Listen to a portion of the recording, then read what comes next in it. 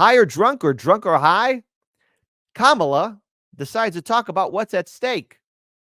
And well, it's packed with some stuff.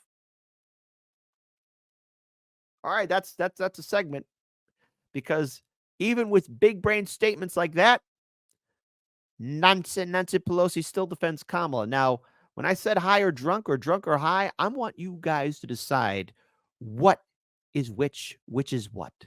Because Kamala said a word salad, but my goodness, she is probably the worst presidential candidate in our lifetime. And I say this with absolute confidence because I have no idea what she's trying to say here. Here, you don't have to believe me. Here's Kamala Harris herself saying this. What is she trying to say? So when we think about what's at stake in this election, whoa, it's packed with some stuff. It's packed with some fundamental stuff. I say rather articulately.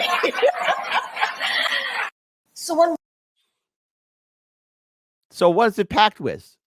I mean, like, look, hey, if I was running for president, which, by the way, all you people better vote for me or else, what I would say is, hey, here are the issues that we're running on.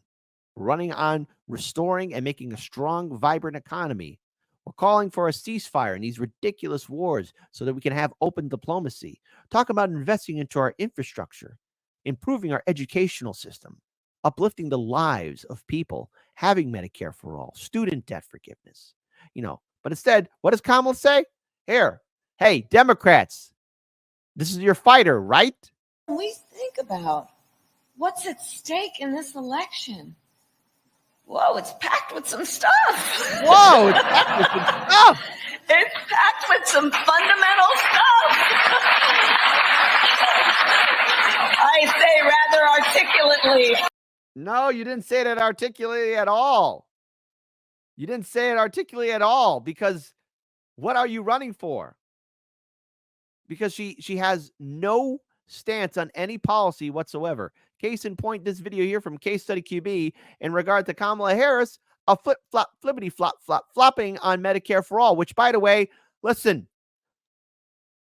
she's not going to run for. Stop saying she's a progressive. Stop saying she's fighting for Medicare for all. She's not going to do it. I remembered. I'm not crazy. Again, when somebody says they're not crazy, they usually are. Well, after covering politics, I think I probably have gone crazy. But I do remember that when she said that she was for Medicare for all way back in the early days of the 2020 primary, the day after, she flip-flopped. So she probably got a knock on the door from everybody's favorite political commissar, Commissar Hans, political police. Probably told her, Harris, you will drop the act of Medicare for all. Did you misspeak? Yes, I did. Good. Retract your statement, which, again, she never believed in Medicare for all. Please, conservatives, Trumpers, listen, I love you.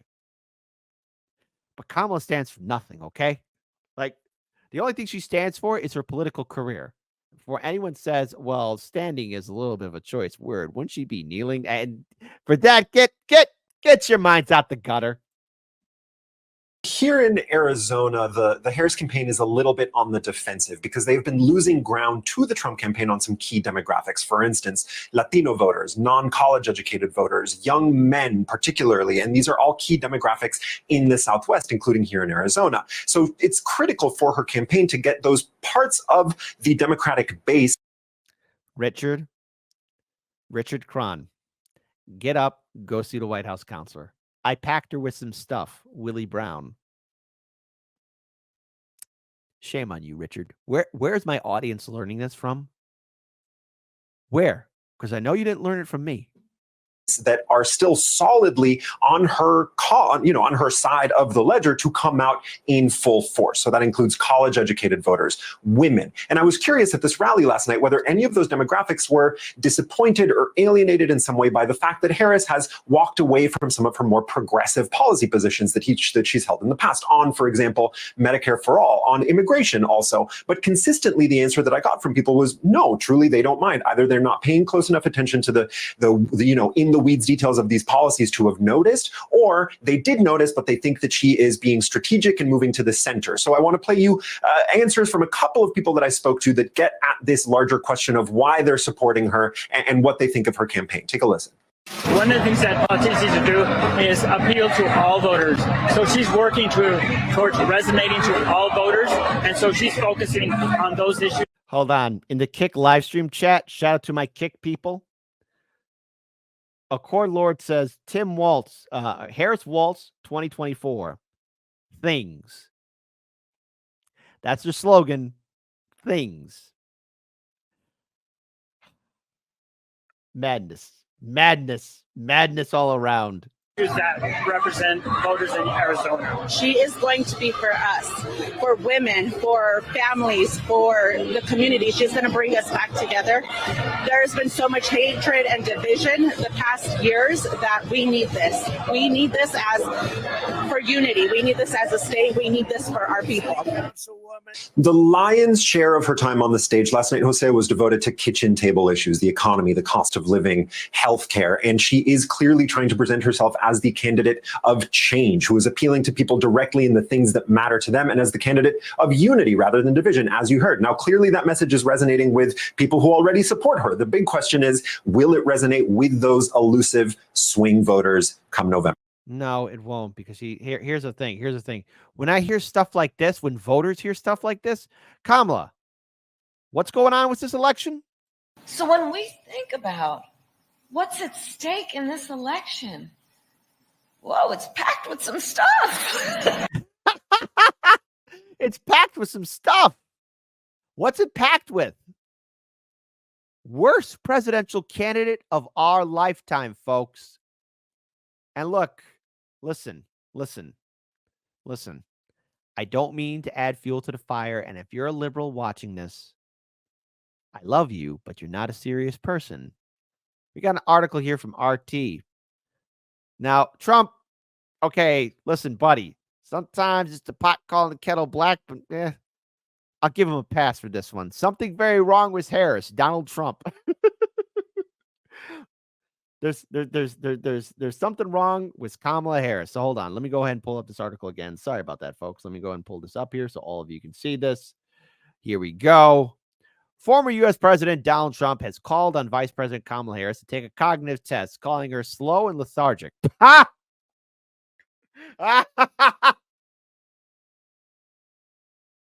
Hey, Trump, stop being mean. Harris urged Trump to release his medical records over the weekend, questioning whether he is fit to be president of the United States. In his post on Truth Social platform on Monday, Trump declared that it's very important that Kamala Harris pass a test on cognitive stamina and agility. Her actions have led many to believe that there could be something very wrong with her. Even 60 Minutes and CBS, in order to protect the lying Kamala illegally, unscrupulously, I said that wrong, replaced an answer she had given, which was totally bonkers, with another answer that had nothing to do with the question asked. Also, she is slow and lethargic in answering even the easiest questions. We just went through almost 4 years of that. We shouldn't have to do it again. All that from Trump. Now, I find that funny. And, hey, I told you guys this election cycle would be interesting and funny. Not the most important, but the most interesting and most hilarious. And I am once again being proven correct on how right I am.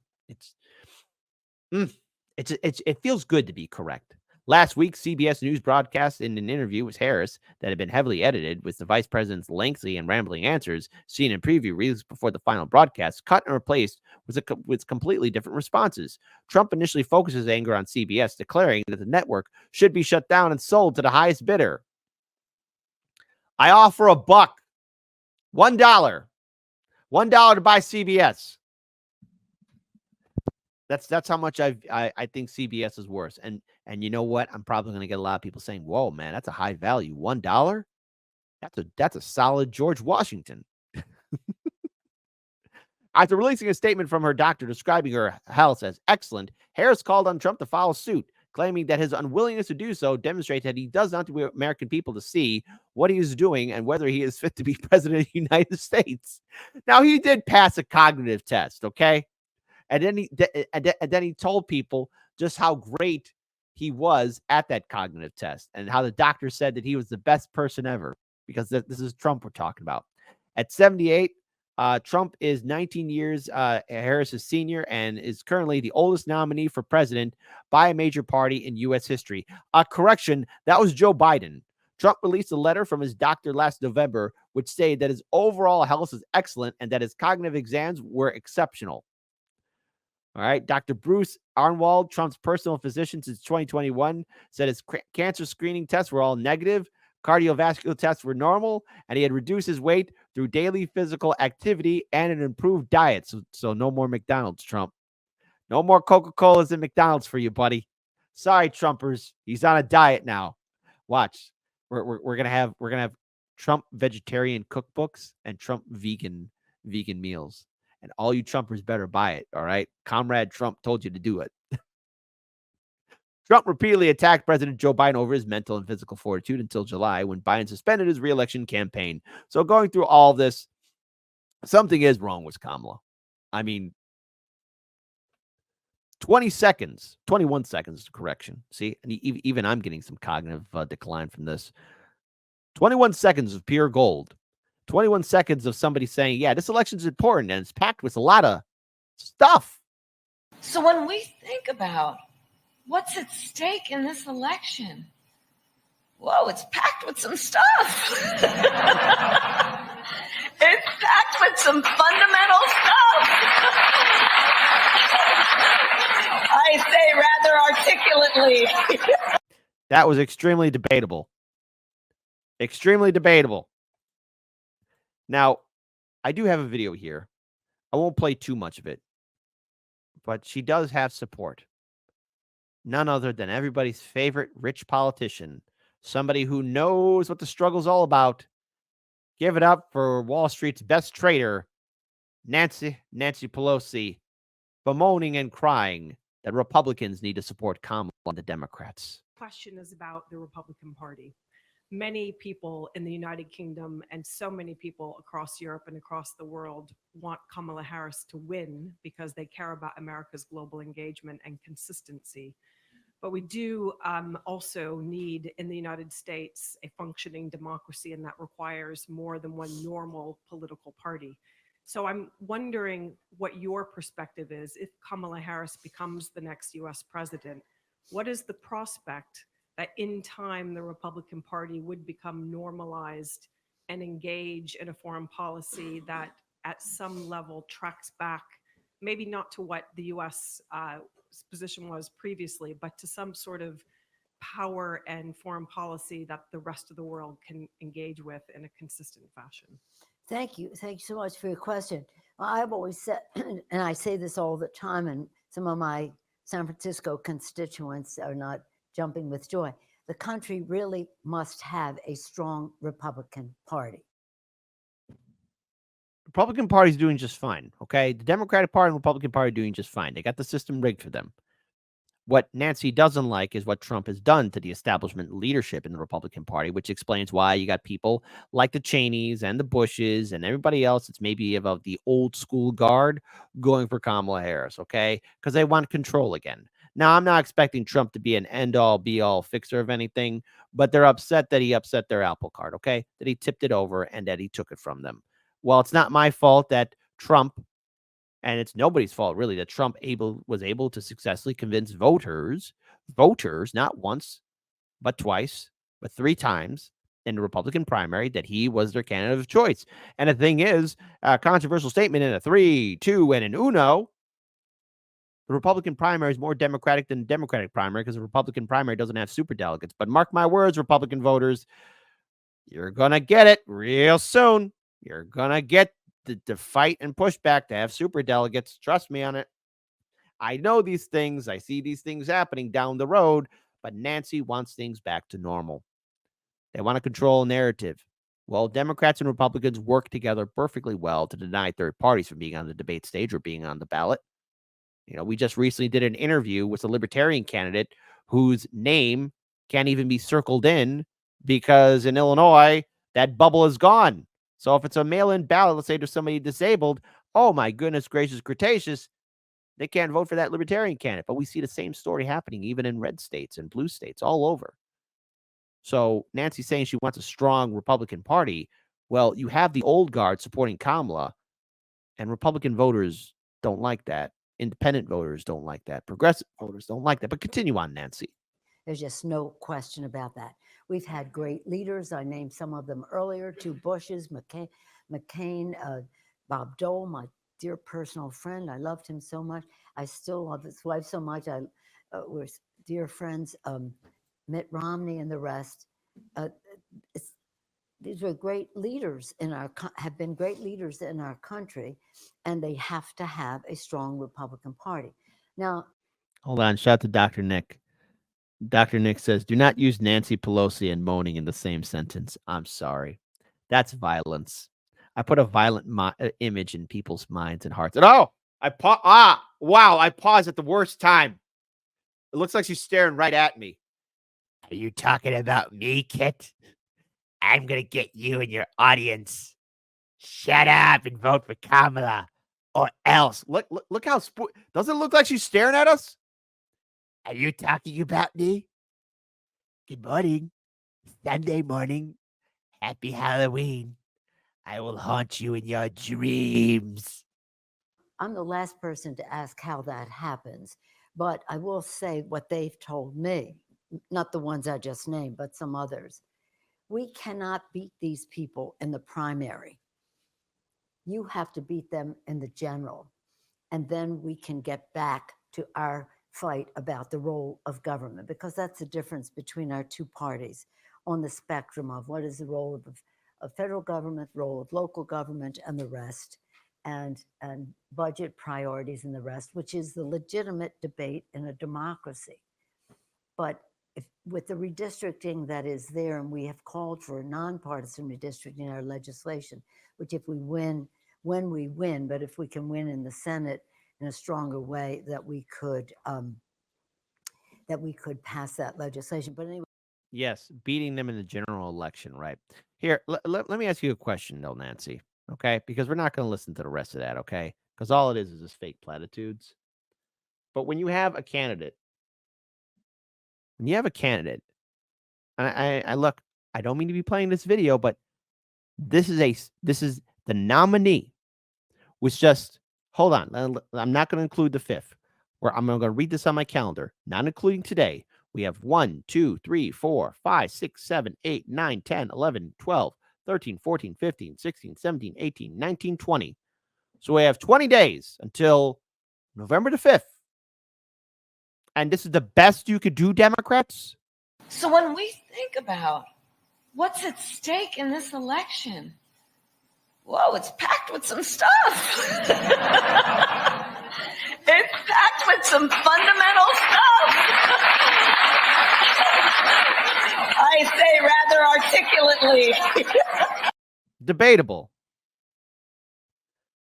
You know, liberals, I can try and have a conversation with you, but you know what? I'm more successful in at least speaking to Republicans, Trumpers, libertarians and Greens and socialists, and even getting to a middle ground, actually having articulate, well conversations. But every time I speak to a liberal or a diehard Kamala Harris supporter, you know, it's like pulling teeth. I mean, you guys are truly deranged. I mean, you need help with a capital H-E-L-P and years of therapy, because you're letting corporate media and the Democrats rule over your lives, and there's no helping you unless you're prepared to admit that the Democratic Party is nothing but a fraudulent party that is screwing over voters. This is a sad state of affairs, and this is what you can do. If this is all what you can offer, I welcome your destruction. And I am looking forward then to the meltdown that all you liberals are going to have on election night if Donald Trump wins. Now, again, hey, Kamala can win, but you know what? You guys are going to be insufferable still. You guys are still going to be punks. And all the problems that we're still facing off of, guess what? They'll be Kamala's problems. She'll be at the chair. She'll be on the throne. So don't come complaining and crying to me when you say, how come people aren't supporting Kamala? Well, she's going to be sitting on the throne It's not my fault that she's failing at everything because she made sure nothing would fundamentally change. But this election, it's packed with a lot of stuff. Things. That inspires confidence, doesn't it?